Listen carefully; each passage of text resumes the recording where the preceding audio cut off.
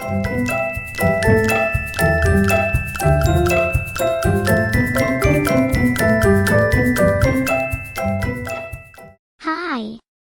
Welcome to our coding class on file input and output in Python.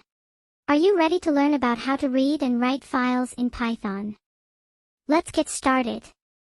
In Python, we can read data from files and write data to files using the append function. Let's take a look at an example. Here, we've opened a file called my_file.txt in read mode, read the contents of the file using the read function, and printed the contents to the screen. Here, we've opened a file called my_file.txt in write mode, written some text to the file using the write function, and closed the file using the close function. When opening a file, we can specify the mode in which we want to open the file. There are three main modes: read, write, and append. In read mode, we can only read the contents of the file. In write mode, we can only write to the file, and any existing contents of the file will be overwritten.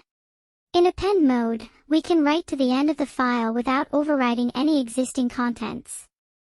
It's important to handle files safely in our programs, so that they don't get corrupted or left open accidentally. One way to do this is by using the with statement in Python.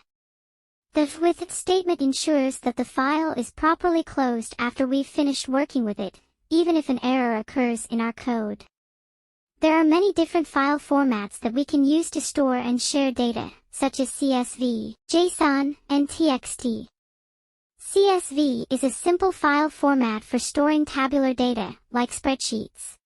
JSON is a lightweight file format for storing and exchanging data, which is easy for humans to read and write. TXT is a basic file format for storing plain text data. And that's it. You've learned about file input and output in Python, how to read and write files, and how to handle files safely using the with statement. Keep practicing and exploring new things. Programming is awesome. Thanks for watching. See you in the next lesson.